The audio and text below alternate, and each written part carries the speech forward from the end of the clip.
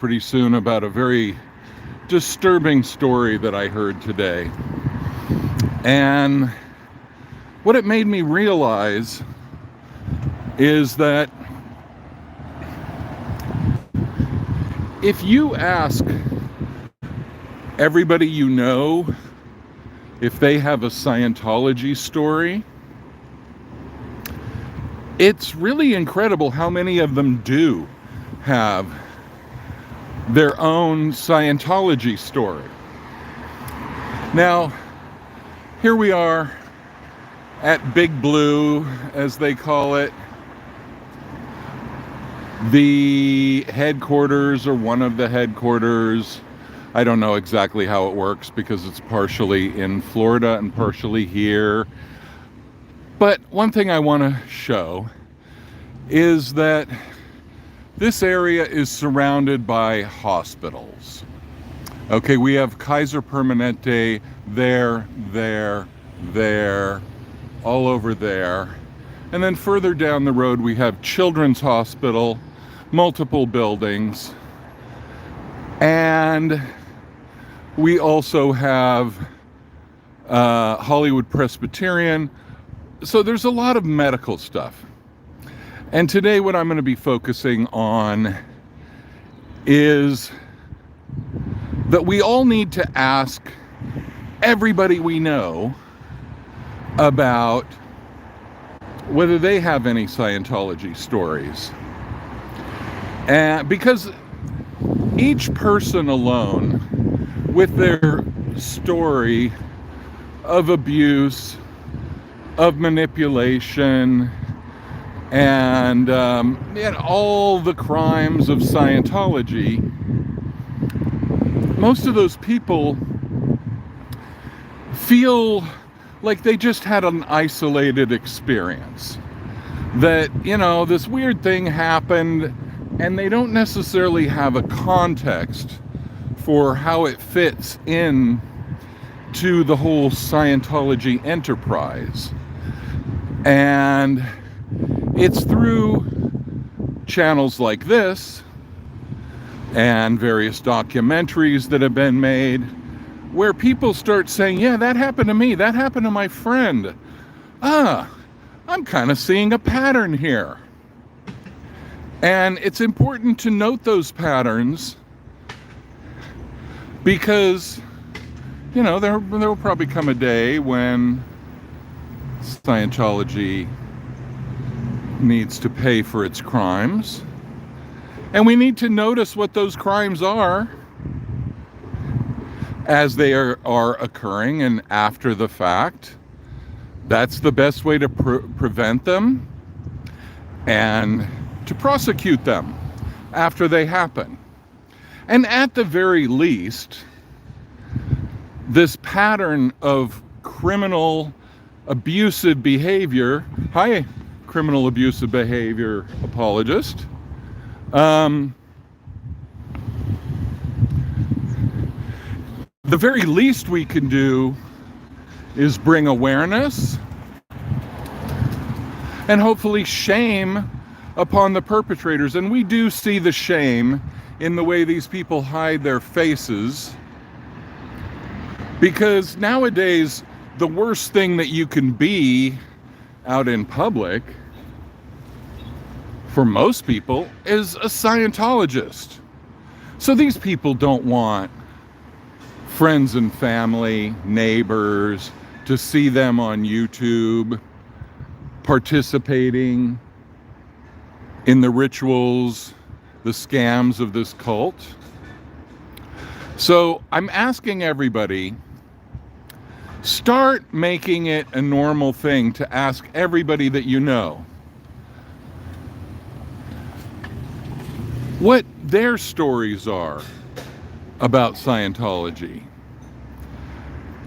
Ask people.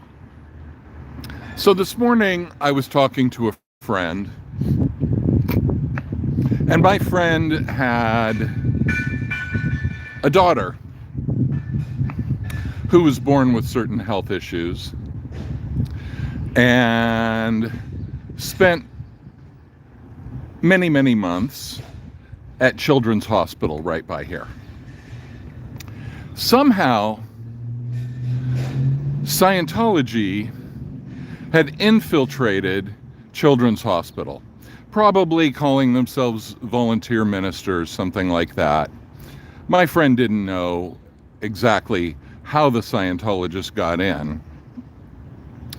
And, one of the tricks would be go in invited by somebody who might be a Scientologist at the hospital, somebody who has a child at that hospital who happens to be a Scientologist. That could have happened. How they gained entry, get in touch with Children's Hospital and ask them, do they regularly give Scientology access to patients and their caregivers, their parents, their guardians? That would be some interesting information to have. But anyway, Scientologists were going into Children's Hospital and hitting up parents of children who were at serious risk, health risk of death, or other serious consequences of their illness. And Scientology was telling people, we can help cure your child. Okay, let that sink in. Scientology going to Children's Hospital, telling people that if they join Scientology, their child will survive. That Scientology has methods to ensure the survival of their child. Now, my friend wasn't buying this crap, but there was another woman on the ward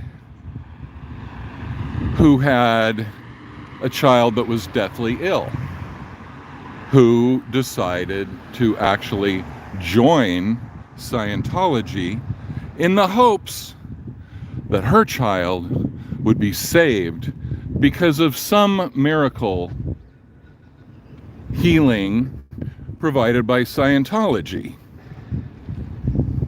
So this person joined Scientology, gave their money, signed the forms, and all of that.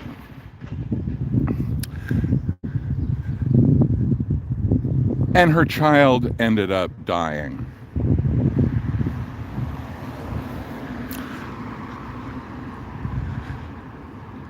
And when she complained to Scientology and said, you promised that you would save my child, what was the explanation of Scientology about this? The explanation was, you waited too long to join Scientology. Yeah. They said, yeah, you can buy me anything, Chichana. There's a buy me a coffee link. You can absolutely do that. That would be great. I don't need things sent to me where I am, but definitely on the buy me a coffee link, there's a QR code on all my videos. Yeah, that lady was very naive, but the thing is, even people that are not naive at all, when they get desperate, I mean, if you're drowning, you'll grab onto a leaf floating on the water. A leaf isn't going to give you any buoyancy, but, you might try anyway. Because somebody who is desperate will grab onto anything. And that's the point of Scientology recruitment. Get them when they're desperate. Get them when they have no hope. And then offer them Scientology. And so use people's weakness against them. Make promises. Make any promise. Because remember, for Scientology, the greater good allows anything, right? If it's for the greater good. And it's always for the greater good if you're promoting Scientology and signing people up for Scientology. So if you happen to lie, cheat, or steal on the way to that greater good, oh well, that's, oh, I'm sure she had medical bills. Yeah. And the thing is, Scientology kills because it's a dangerous mind control cult that hides behind curtains because sunshine disinfects and Scientology kills. Scientology kills children. Just in case you didn't know that, Scientologists. And so, yeah, we can call somebody naive for believing, but the thing is, if you have a dying child, you're liable to do anything. Anybody that comes around offering you a solution, you are going to be very vulnerable to that offer because, you know, you're almost going to feel like, well, what if I don't do it and then my child dies and then I'm guilty for the rest of my life for not saving my child because I wouldn't join Scientology. It's a big mind game. And if you want to notice, because of all of these abuses, Scientologists hide their faces in shame. It's shameful to be a Scientologist, see? They don't want the world to see their true identities. They want to go around like masked creatures of the night, preying on their victims, trying to find any kind of weakness that can be exploited. That's the game. That's how it all works. So you say your child is dying, they say, well, we can help you with that. You have a bunion? We have processes for that. Do you fart too much? Oh, we have a rundown for that. We have the fart rundown. It's only $5,000 and you'll fart just the right correct amount. That's one of the main Scientology selling points. And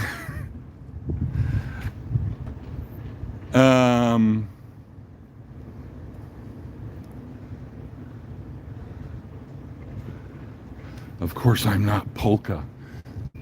Everybody trying to figure out, hey, you guys, don't worry so much about spies and whatnot.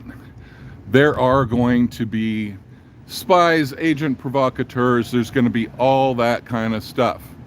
Okay? And if we get in the weeds of going on some witch hunt,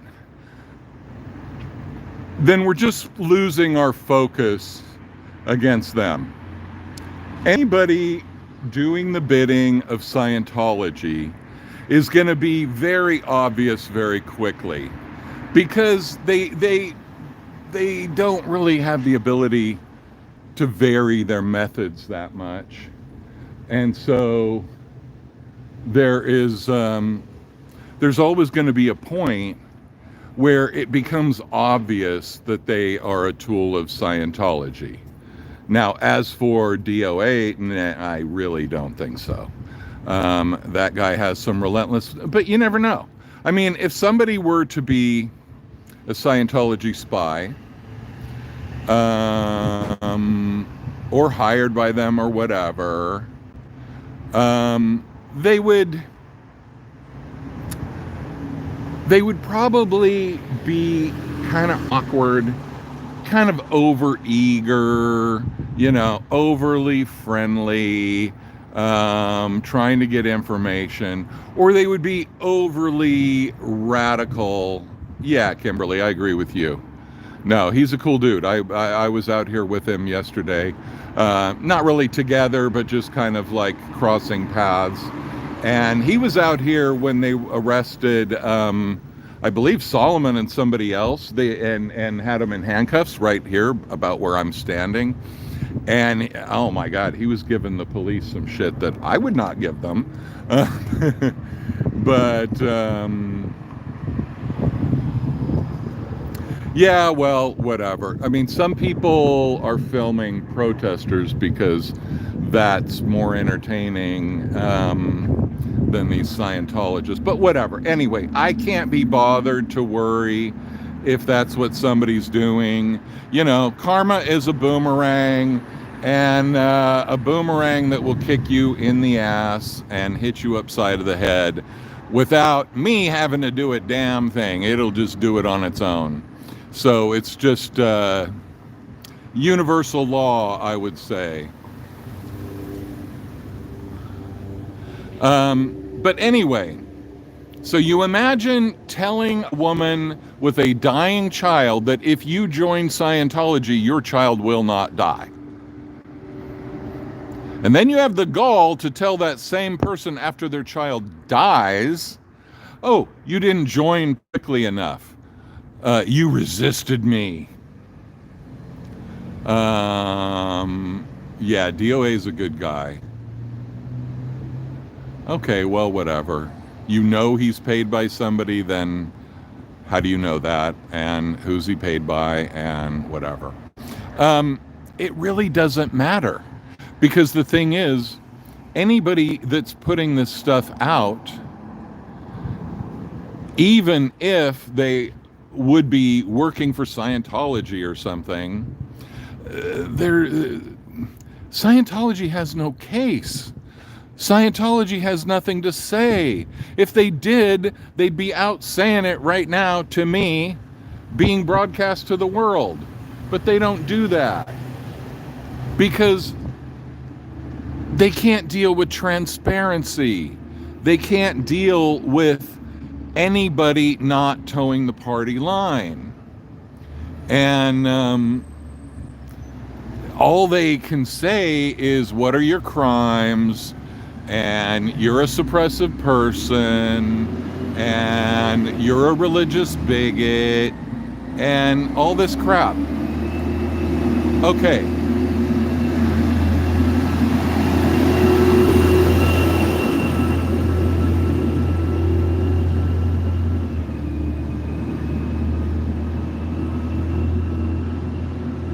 So the thing is, why is Scientology a religion? How did Scientology get classified as a religion? And how does the government pick which organizations are considered religions and which are not? Okay, first of all, the government does not decide whether or not you are a religion. That's part of freedom of religion in America. The government does not certify you as a religion or not. They have no role in that. So the government cannot come out and make some determination that, okay, Scientology is not a religion now. The only governmental thing that makes you a religion or not, which it's not really about being a religion or not, is the IRS, the tax authorities. And so the deal is that you can either be tax exempt because you claim that you are a religion. But I don't think it's just by the fact of being a religion. You have to show that you do some good for the community, blah, blah, blah.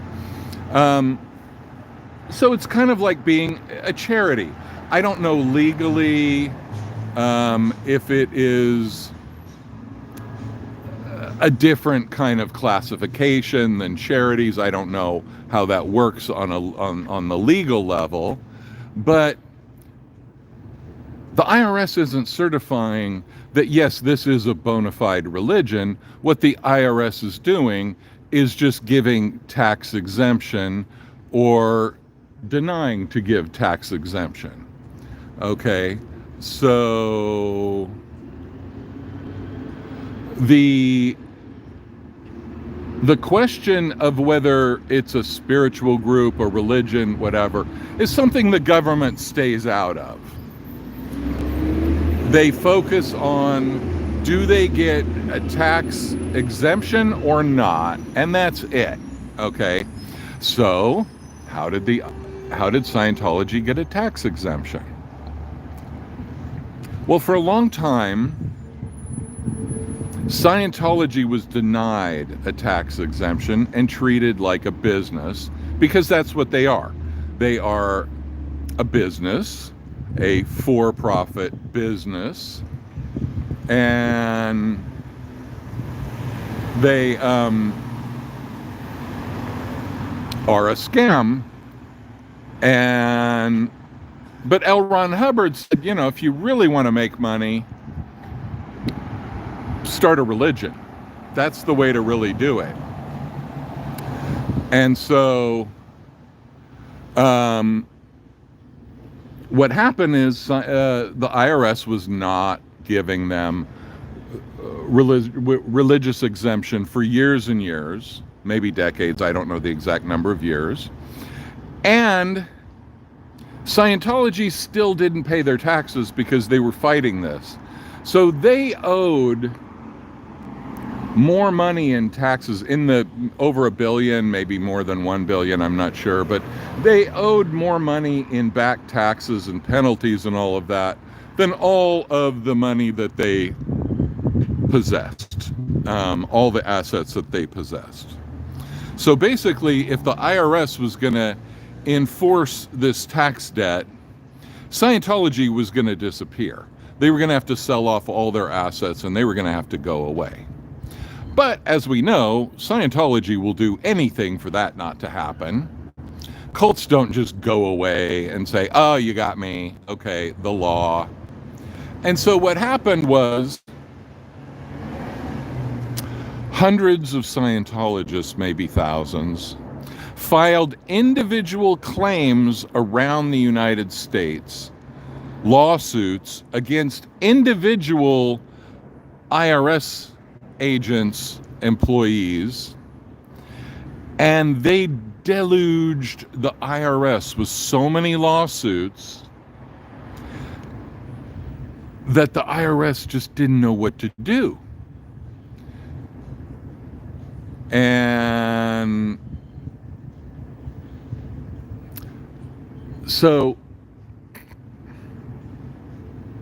anyway, Scientology had them bogged down in these hundreds and thousands of lawsuits. And it wasn't just like Scientology versus IRS, and then it could all be bundled into one lawsuit. No, it was Scientologist John Smith against IRS agent John Doe times multiple thousands. And so the IRS was in this position as a bureaucracy, as a governmental agency. The IRS was in a situation where they were going to have to devote a lot of resources to all these stupid lawsuits. They were going to have to help their agents defend themselves. Otherwise, if they didn't help the agents defend themselves, they'd probably be losing a lot of IRS agents that are fairly high level. So basically, Scientology was threatening the IRS with completely decimating the IRS and tying it up in so much litigation that it had no energy or resources to do anything else in the world. And somebody kind of slipped a little idea to the head of the IRS at the time. Well, if you give them that tax exempt status, you know, maybe this will all go away. And the guy was kind of like, oh, that's it? That's all we got to do? Just give them, you know, just sign the paper?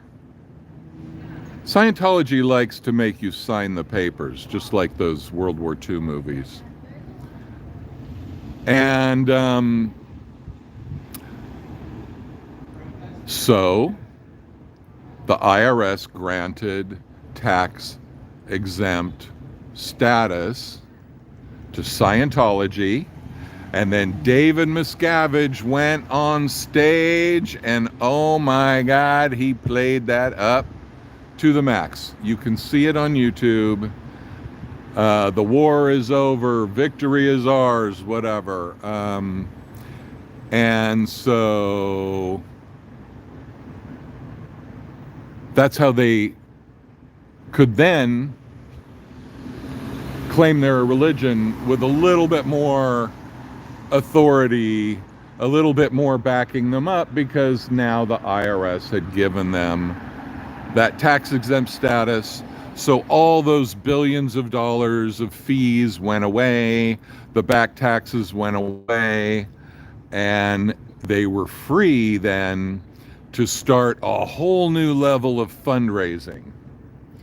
And that level of fundraising then got them a whole new real estate portfolio.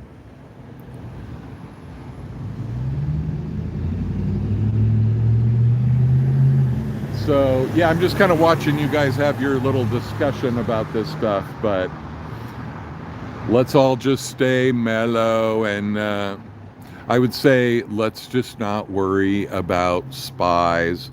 We'll assume spies. We don't need to worry about spies. They got cameras everywhere that we go.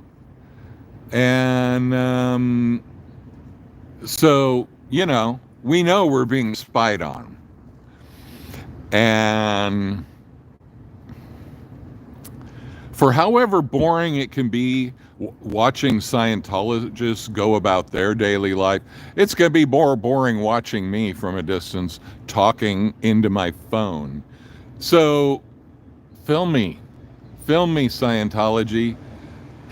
Sit and watch me, and especially if you listen to me, some of these little droplets of knowledge and wisdom are going to permeate your brain, and tick tock, time is on my side, as Tori Magoo would say. Hail, Tori. And Scientology, you have no future. You barely have a past.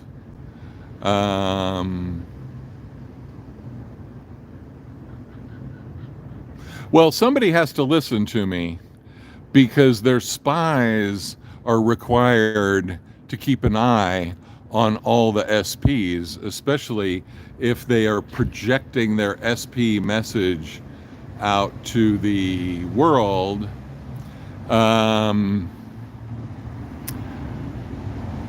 You know, OSA has to keep an eye on what's going on, what people are saying, and so somebody does have to listen to everything.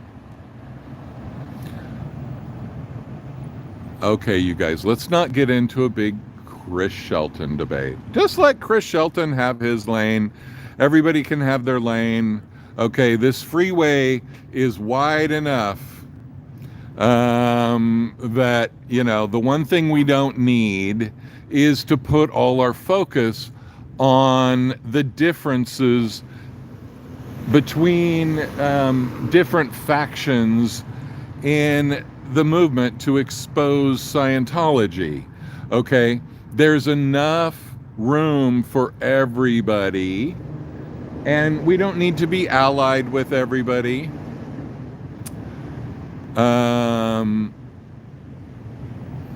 Yeah, whatever you said, I don't know. I'm jumping in. I'm not even getting the full, I know you said what, but I would read Chris Shelton's book, and, you know, I might have certain issues with, and be more on Aaron's side about many things, but not necessarily every single thing. Oh, thank you. The Grizzler. I like that. Thanks. Yeah, anybody who hasn't subscribed, please do so. Yesterday, you guys really came through for me and made it really a great day. I think I got about 70 new subscribers yesterday, and it's been awesome. So, thanks so much. It really changes the game. The more people I can talk to. And as you guys see, I'm trying to do a little bit of a hybrid version of this, where I'm at the locations most of the time, but I also like to talk more about the background issues, the substance. Oh, thanks for, hit the bell so you won't miss it when it comes up, because I'm not always going to, I will hardly ever say when or where I'm going live, because, we don't want to give them that opposition research. No need to.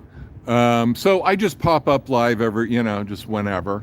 And if you hit the bell, then you'll be notified when that happens, just in case you want to tune in. So yeah, my mission here is to give a little backstory, since I'm quite a bit older than most of the other ones. I have been paying attention to Scientology for longer than most of them have been on this earth. And so I know a lot about it. My first encounter with Scientology was in the summer of 1980 in Munich, Germany, when I went in for a personality test. And I was kind of confused how they had a class starting on that day that was just what I needed. And I could start like right now, as long as I gave them the money. And I'm like, how do you have a class scheduled for 9 o'clock in the morning in English in Munich, Germany? Little did I know that all of their courses are just you on a lie detector, a very simplified lie detector, the E-meter. And it's one-on-one, so, as soon as you fork over the cash, they're ready to go. And I thought most courses, it's the kind of thing where you have to, you have to sign up for something that's pre-scheduled, and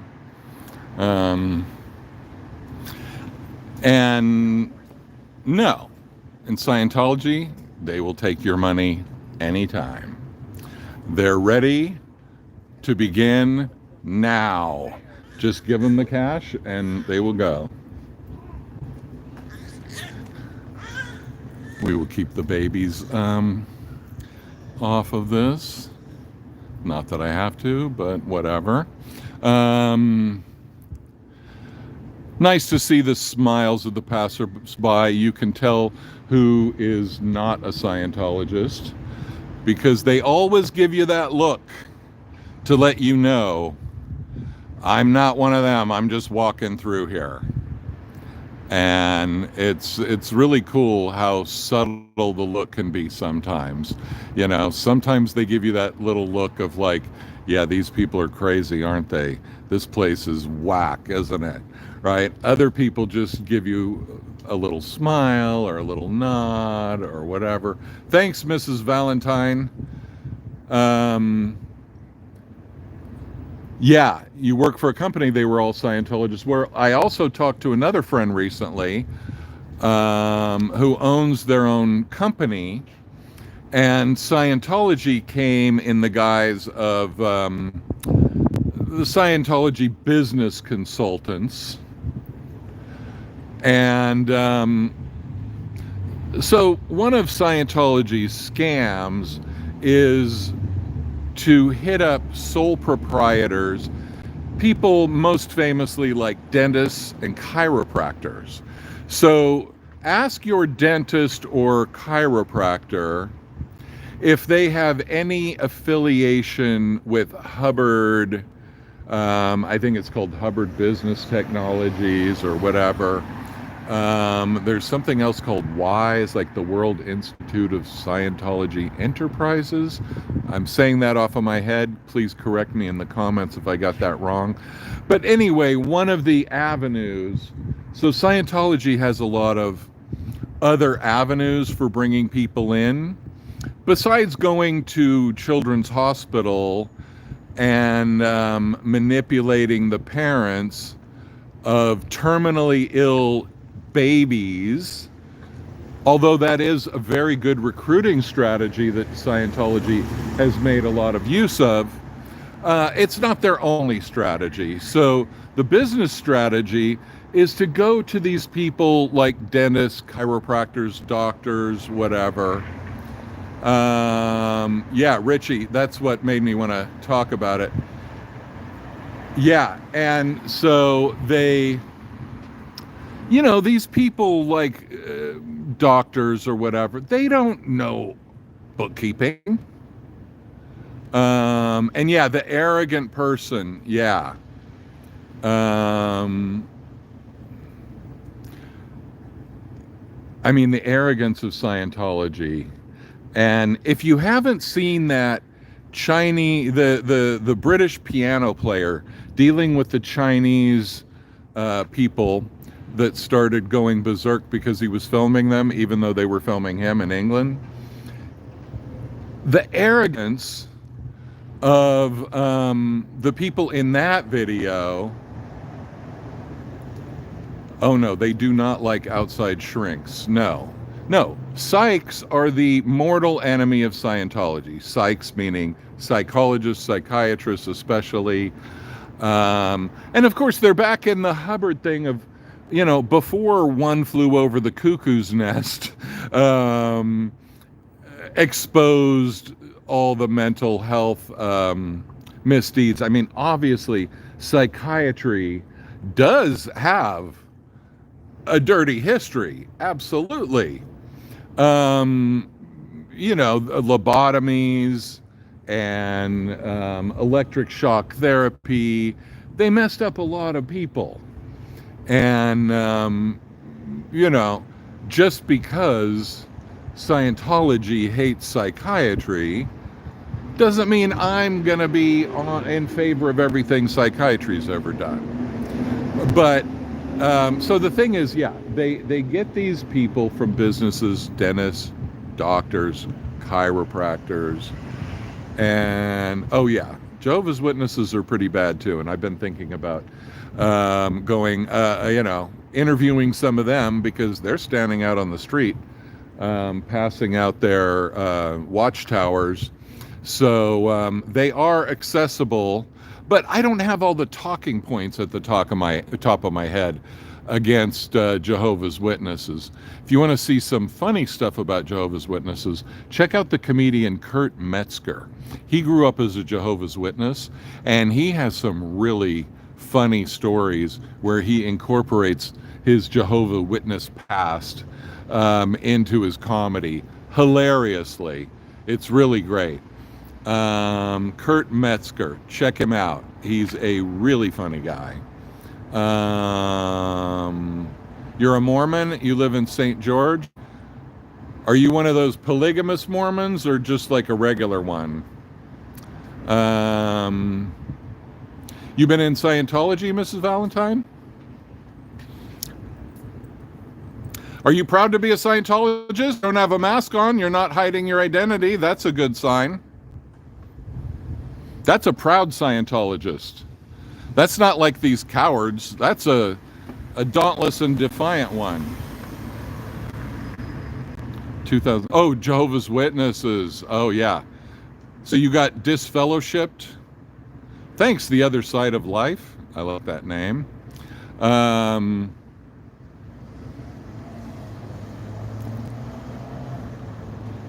You don't believe in polygamy? Yeah, I mean, I don't care. Anybody that believes in any religion, you disfellowship them, good job. I don't care what religion people are in, including Scientology. Just quit messing with people.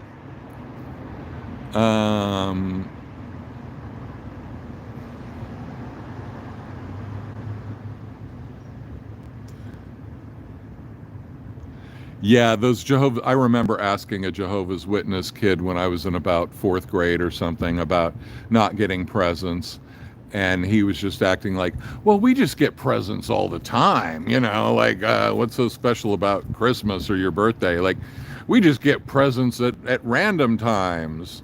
I'm good with the camera, really? I thought that was one of my weak spots, but thank you.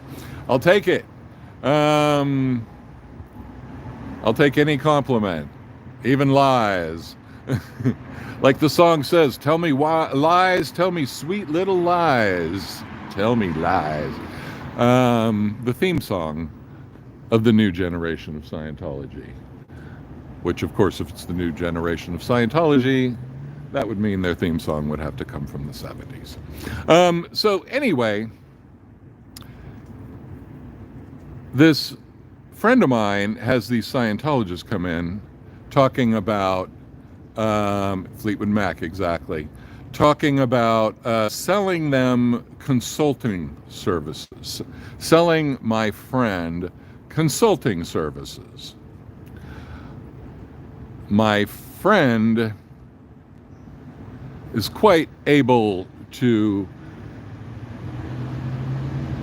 consult other people and does not require it. So my friend started throwing out all the jargon of the business world, taxation, consulting, acronyms, whatnot, and these Scientologists had no clue what my friend was talking about.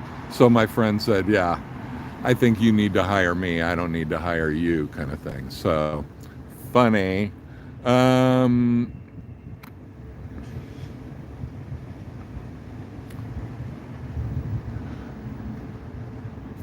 So the thing is,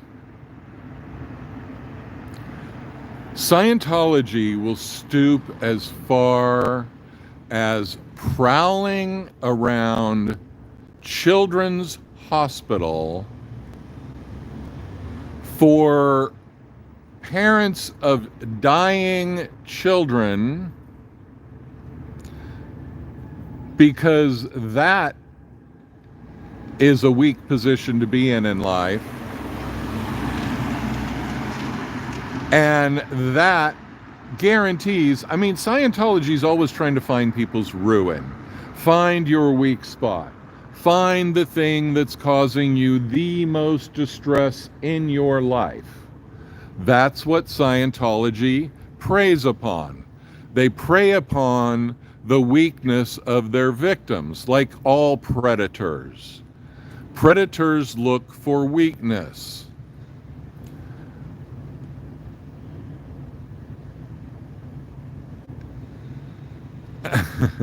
Where is Shelley? Yes. Predators prey on weakness.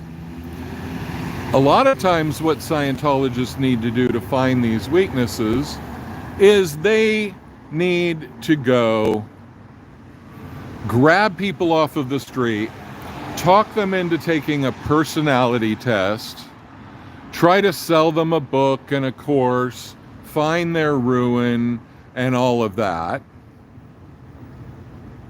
And that's how they find, oh no, interbulation blockage.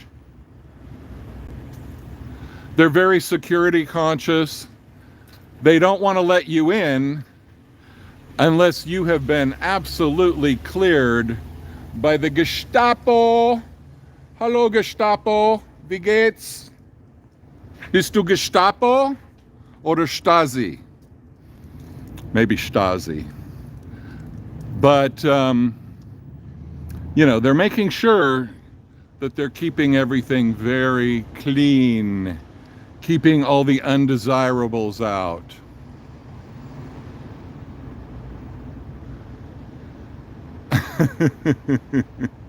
Meghan Markle's dad? Yeah, well, whatever. I'm not doing any beauty pageants this week, as Kathy Bates said in that movie. Oh,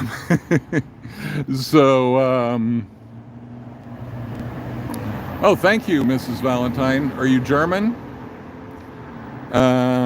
Or you speak German? I look better. Okay, thank you. Yeah, that's the way to butter me up. No, I'm not wearing the hat, unfortunately. I'm not really a hat guy, but you know, when I came upon my brand, the Mismanige brand, I thought, you know, Navy stuff. Dutch and Sicilian. Do you speak Dutch? Are you in Holland? Or are you just an American that has... you do speak German. Cool.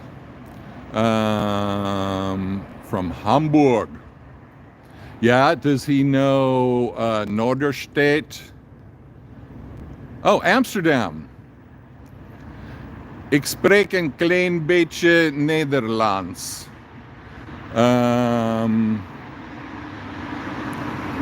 I don't really speak Nederlands much at all because I spent a lot of time in Belgium, in West Flanders, where their dialect is very where their dialect is very non-standard Dutch. Basically, what they're speaking, what I've found out recently, is it's basically Saxon. It's like old Saxon what they speak. So yeah, I lived in West Flanders a bit, and so Dutch is one of those languages that if I ever met somebody that only spoke Dutch, I could make myself understood in a very awkward, painful way, but it would work. Also, knowing German helps with that. But yeah, languages are one of my things. But the stupid thing being in California is that Spanish is way down there on the bottom of my list of languages, and it should be at the top because I spoke it fluently as a kid, but forgot it in 6 months when no longer exposed to it. So that's a bummer. But yeah, well, the Dutch, oui, je parle le français aussi, c'est ma troisième langue.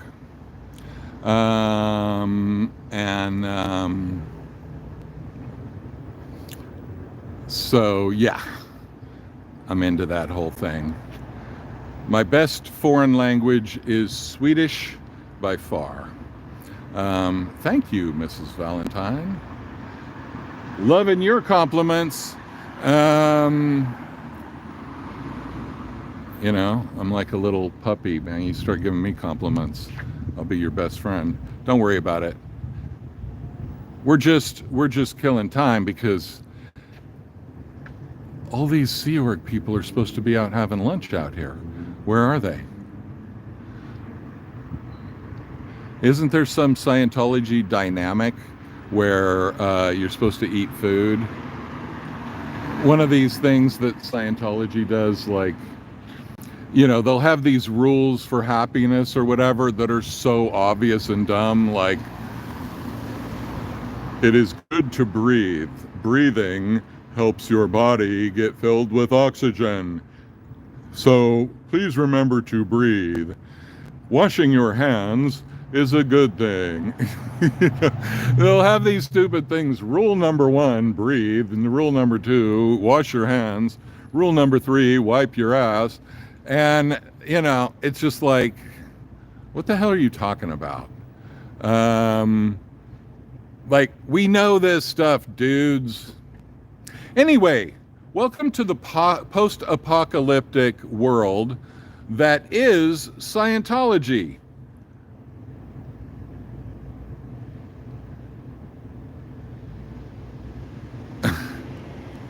Some people like to be guided. Yeah, some people like to be dominated. Some people are masochists. And many of those people find great comfort in the teachings of L. Ron Hubbard.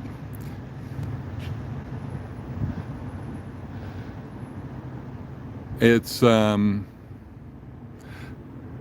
if Scientology had its way and ran the world, well, here's your preview. This is what it would look like. It would look like a post-neutron bomb apocalypse. So the neutron bomb, which I don't know if they ever made any, but it was a big thing a long time ago. The neutron bomb was like an atomic bomb that would not destroy the buildings, but it would kill all the people through a big dose of radiation. But most of the buildings would remain standing. That's what Scientology locations look like. They look kind of like a neutron bomb went off. All the people are dead, but the buildings remain in pristine condition, pretty much. And the brickwork, I mean, I know, Mrs. Valentine, there's a lot of great brickwork in Holland, but for America, this is no joke brickwork. I mean, a whole block of this. It's impressive. You gotta give them credit where it's due. Impressive ability to lay bricks. But let's all remember one thing. When you have a slave army like Daveys Slavey Navy, it's not hard to get a lot of labor done.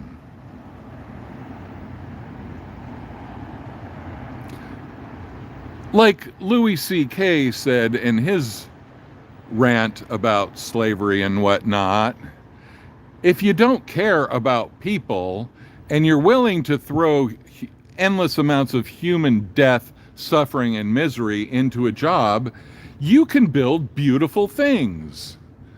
Like the Great Wall of China, the pyramid, whatever.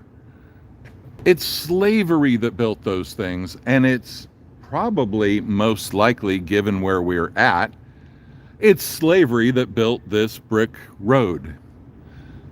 They could have at least made it yellow. Then it could have been a yellow brick road. At least there's some yellow stripes there. Come on, Scientology. You could have made this fun. You could have made it the yellow brick road.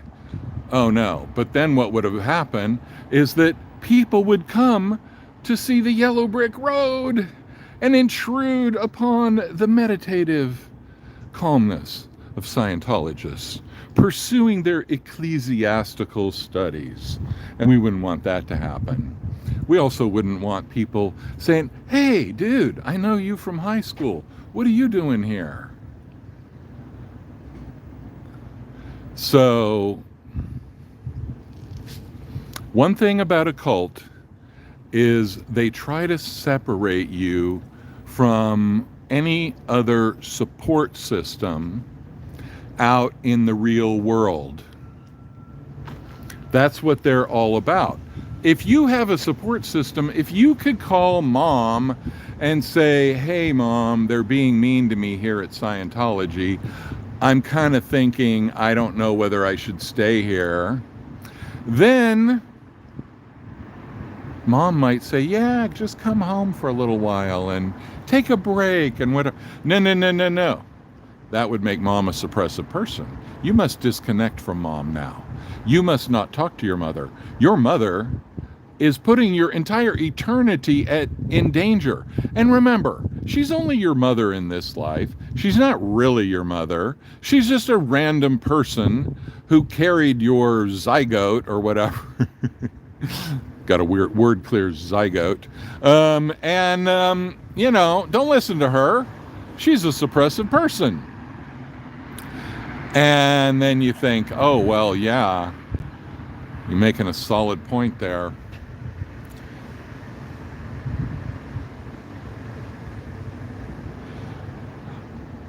I don't know. I get the argument that the road is public property, but the thing is, you don't see other roads in LA paved with bricks like this.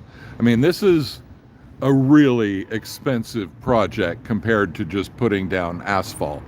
So, I don't know the history of how this was built, but my guess is that it's probably, there was probably a lot of regging.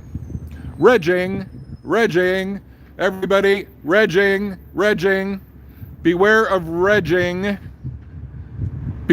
regging, that's how they get you, through regging. Regging is when Scientologists get more money off of you than you were planning on giving them in the first place.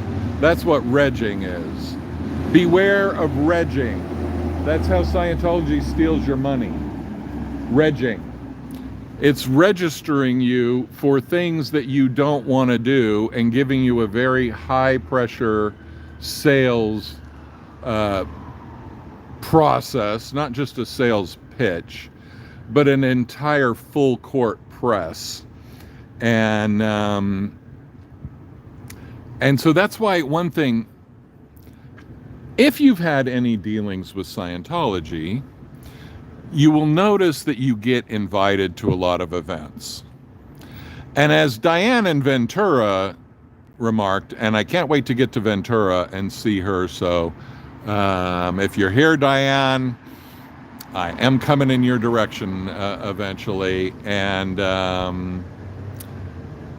so anyway, they invite you to a lot of events and they say, oh my God, there's going to be the most amazing thing, blah, blah, blah, happening.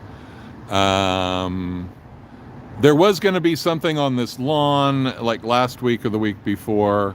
And Diane said on her, in the podcast with Natalie, that then she didn't go to it because she's not a Scientologist, but you know, they sent her these invites for multiple things a week. And then what happened was she would see in these protest videos that people were walking up and down like the way I'm doing at exactly the time where they said that this fun and games thing was going to happen on the lawn. And she could see the lawn in the background of everybody's video and there was nothing going on. Okay, my point being that all of these events are just an excuse to get you in their presence to get more money out of you. And you show up for the event and there's no event. And then they say, well, there was it's the IRS. I don't even think the IRS needs to take them to court. The IRS needs to rule that they are not for profit. Take away their exemption. I don't know if that requires a court trial. I think it could be done on the administrative level, but then obviously Scientology would take the IRS to court. I mean, they would obviously appeal that finding for sure. No question about that. But I'm not sure. I'm not a lawyer. I don't know if it would be a kind of thing where they would have to take Scientology to court to revoke it. My guess is that it would be an administrative issue within the IRS that they just reclassify Scientology. And I don't know what the bureaucratic procedures would be leading up to that kind of thing happening. But if everybody writes a letter to their congressman, senator, the president, the local dog catcher, basically anybody who requires on an election for their job, call them, write them, ask them what their position is on Scientology's tax exemption. I got plenty to say about the Roman Catholic Church as well, believe me. But you know, I'm much more knowledgeable about this, so I'll start here. And once Scientology is effectively gone, no longer a factor, then we'll move on to other projects. And the Catholic Church definitely is high up in the rankings for me in that. That's right. Davey, the ruler of the Slavey Navy, just marched into the IRS and got his tax exemption. I mean, you can't claim that guy has no balls. Um, balls and bullshit will get you a long way in this messed up world. And yeah, labor and they hide behind religion for everything. So their child trafficking scheme are hidden behind the idea that that this is religious training, right? And because of religion, they have so many loopholes that they can exploit. And most Americans are, kind of radical in their ideas, radical in a good way, of their ideas of religious freedom. How many people know about the Universal Life Church? The Universal Life Church is a church that was founded in Modesto, California, by an illiterate man who was pissed off at the churches being tax-free. So he decided to create his own church, the Universal Life Church, and to start giving out certificates of ordination, where he will ordain you. And you can go on the internet now, and either for free or for a very low fee, you can fill out a form and you can become minister of the Universal Life Church. And you can also become a bishop, a cardinal. You can make up your own title for the Universal Life Church. And in America, to have a church, all you have to do is that you have regular services, and you don't have to have a location. You don't have to have a physical church. You could rent a conference room once a week and have your services, right? So there's not much else. It's basically you have to have some kind of doctrine or whatever, but not much. You could write it out on one piece of paper, like, be good to other people, be nice, don't hurt innocent people, blah, blah, blah. Signed me, this is my church, boom, done. It's really minimal. But anyway, check out the Universal Life Church. You can be a minister, and then you could form your own little neighborhood church, and all you have to do is say that you're having meetings, whatever, and then any donations that you would receive would be tax deductible for the person donating to you, and would be tax-free for the church entity. Now, the cool thing about owning your own church is that the church can use up to 50% of its revenue for the living quarters of the preacher. So if I bring in my church, if I bring in $1 million a year, then I can have my church rent me a $500,000 a year place to live. And then what happens is I end up paying tax on the remaining $500,000, minus all my other church expenses, of course. And my apartment is free to me, and the government doesn't get that money, and so it's a sweet deal. The only thing is you have to be willing, people have to donate money to you. And you cannot, you can't be like Bob the plumber and have people pay you for plumbing and then deduct it. Okay, so you can't do services in kind. And that's what I need to understand more about Scientology, because they do have donations in Scientology, and they do they have tax deductible donation. Yes, it is a cult. That's why we are here, among other things.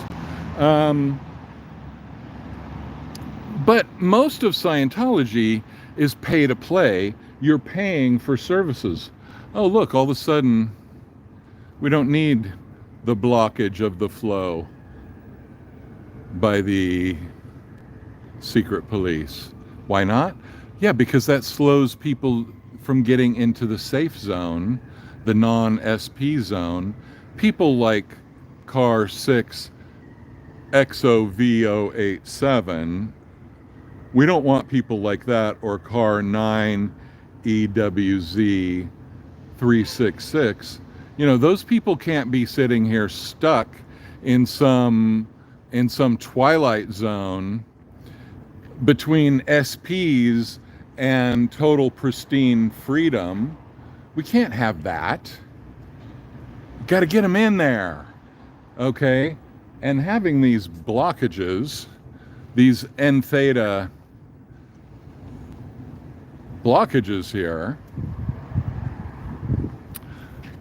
that just gives them that moment. Yeah, did you see my my Berlin Wall video? I did a lot of videos since I spent time in East Berlin. I did a lot of videos talking about the similarities between Scientology and East Germany. Yeah, that is actually one of my themes. And when I saw the Chinese piano player video from England, I was like, see, there goes my thesis again. All totalitarian systems have very similar characteristics, and one of those is they really cannot take any dissent or even questioning. They freak out. Hey, you guys, we're at 81 likes. Can you guys give me some more likes so we get to 100? That would really be awesome. And if you haven't subscribed, please do. Yeah, Boogie Woogie, Mr. Boogie Woogie, Dr. Boogie Woogie, something like that.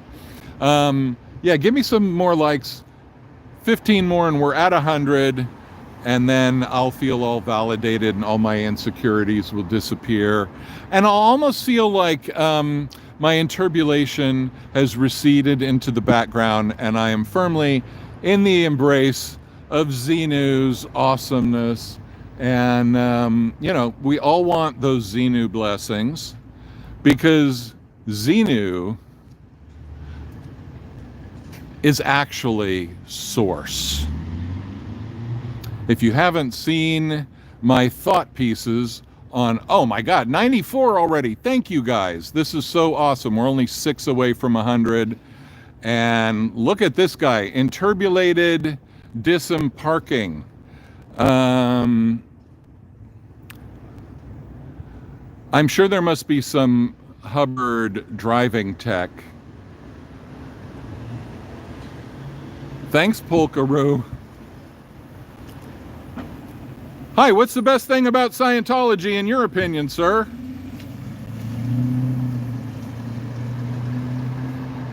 No.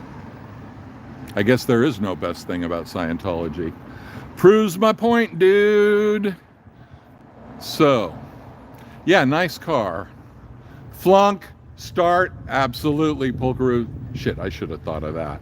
Thanks for being there, reminding me what's what. 4 more likes, please, and we get to 100, and then I feel validated and my interbulation will fade into the background. Oh no. Oh no. Now it's going to take 5.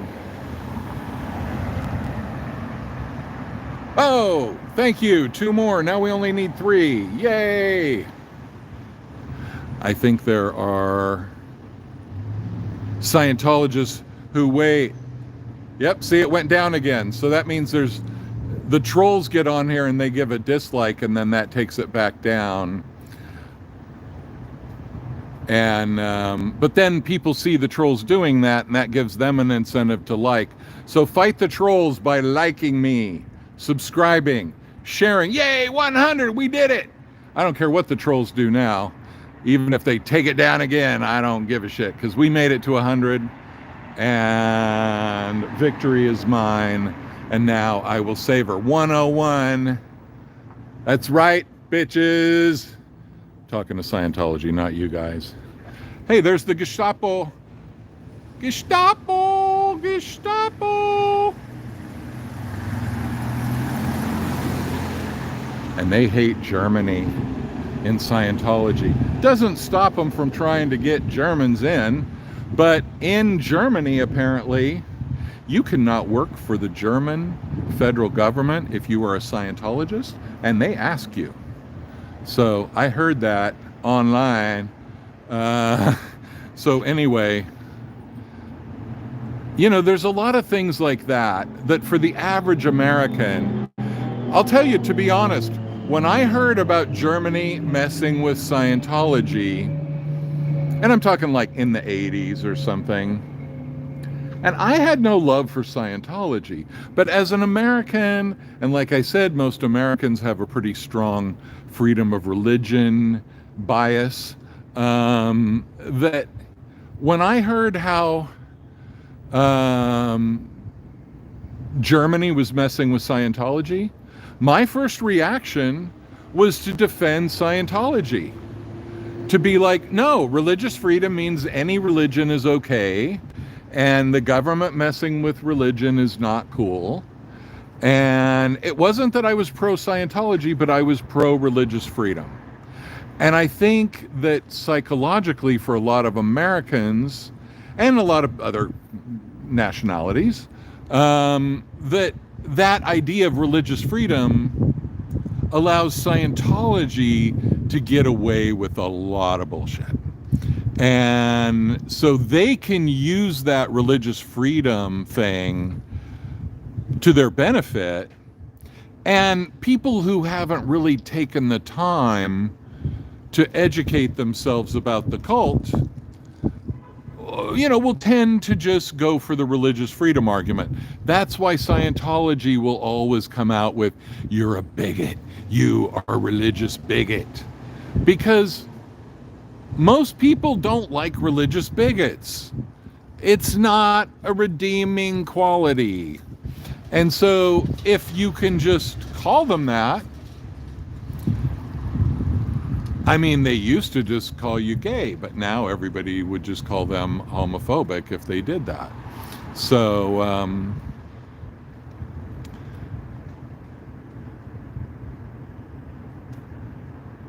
they've been sued a lot in Montreal. Yeah, I believe it. I mean, you know, not every country looks at religion the same way. Just like, I heard this thing that, you know, so many people watch American cop shows that sometimes the cops will arrest people in other countries, and the person being arrested will tell the cops, like, you didn't read me my rights. And these people are like, excuse me, this is Germany, we don't have Miranda rights. You know, we don't read that thing to everybody when they arrest them. But most people, or a lot of people around the world, when they've seen more people arrested in American cop shows than they have in any other cop shows, and they just assume that there are Miranda rights everywhere. And so they're like telling their cops that they're not doing it right. And they're like, dude, that you've been watching too much American TV. So, there are different jurisdictions with different rules. And yeah, they did the religion. Yeah, Salman definitely watched too many cop shows. And also that shame about his dad getting caught in an orgy with drugs and all of that. And his dad had to be bailed out by a gay man back in Hollywood in the 50s or whatever. So that might have been an issue. Raymond Burr stood up for Tallman's dad when he got busted in an orgy where drugs were found, like in the 50s or 60s, whatever. So, that probably caused a lot of lingering shame that he needs to overcome with police brutality and, really feeling like a big man out on the street. Yeah. What a clown. What a total clown. And to think that's the way he acts, knowing that he is being viewed by thousands of people in real time, he acts like that. How does he act with a black kid who he pulls over speeding, who's 17 years old? How does he act with that kid? How much abuse of power do you think is going on in that interaction? Could it be that it's more than when he's being filmed from multiple angles by multiple live streaming cameras? Yeah, I think so.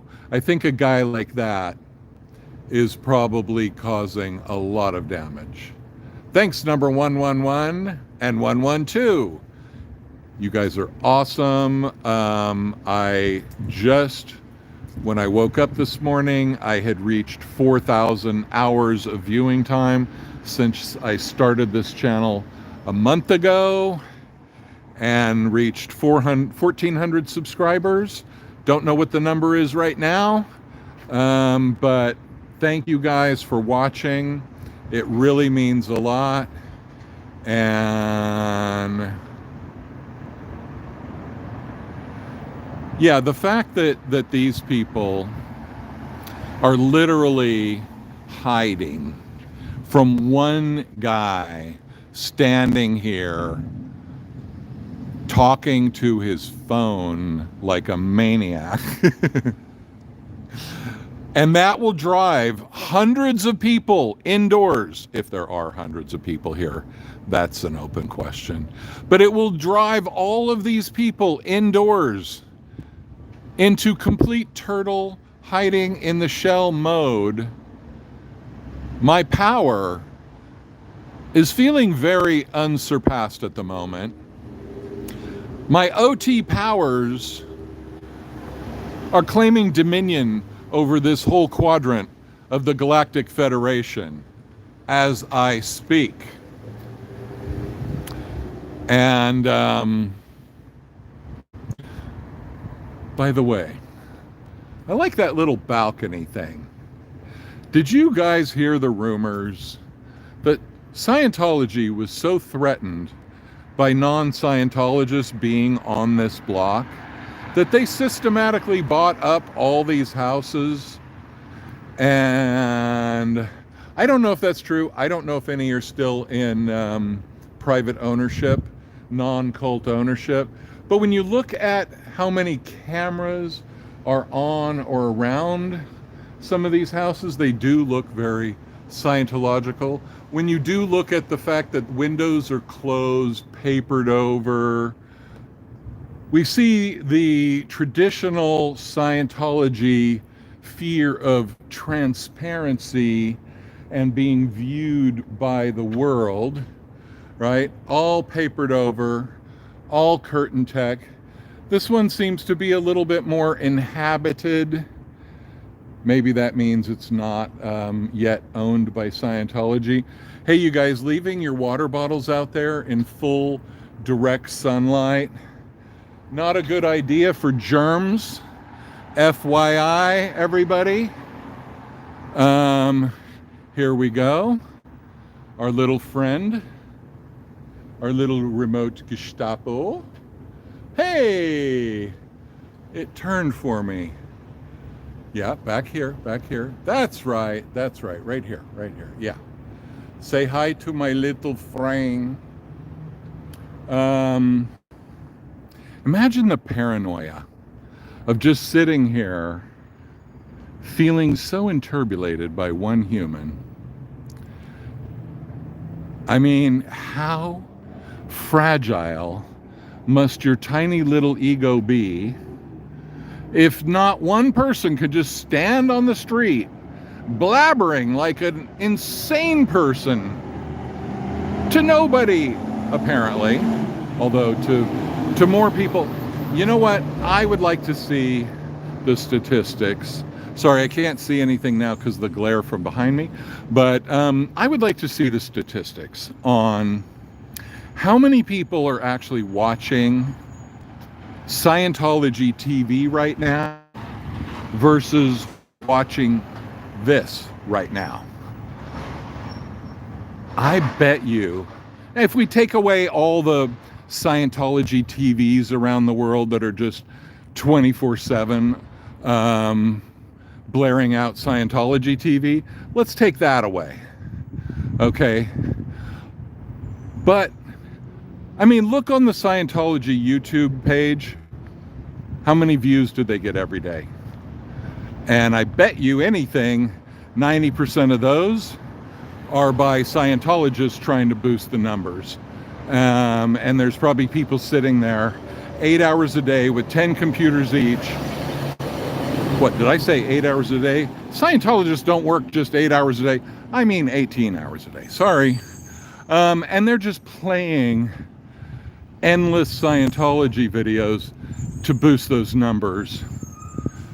And if they're not, and I have not looked recently, I remember when I did look, I was kind of shocked at the low numbers. But anyway, look at anybody doing what I'm doing, and then look at Scientology's YouTube channel. And just do a little comparison, a little Scientological scientific analysis, and see what you see. I bet you they're not doing that great, because people don't tend to want to sit around watching the equivalent of North Korean propaganda videos all day long. It's just not that entertaining. Not informative either. It's like, do you love puppy dogs and golden sunsets? Then be a Scientologist. Like, what the fuck? What does that have to do anything, asshole? Okay. Can you make a connection here? Because I'm not seeing it. So, hello. I gotta get his, I gotta get the exact script of his thing. Basically, you might have heard a lot about Scientology, but if you haven't heard it from us, that's not really Scientology. Come on down. Come into our lair, where we have control of your mind, and then we will tell you about Scientology. You can't learn about Scientology from anybody but us. Oh no, don't listen to the people who've left Scientology. No, they don't know anything. And they are SPs. They are evil. Even though we were promoting them on our website 2 months ago as the savior of mankind, as soon as they left Scientology, oh my God, they're a degraded being. Don't listen to them. So here we have the type of place that Scientology looks for victims. Hospitals. People in fear of losing their loved ones. That is fresh meat to Scientology. It must stop. And I'm going to take a break for now, and I'll be back with you guys later. Please like and subscribe if you haven't already. Thanks for pushing the likes up to 120. I am overflowing with joy and gratitude. And thanks for making my dreams come true. And I'll see you back here later. Thank you.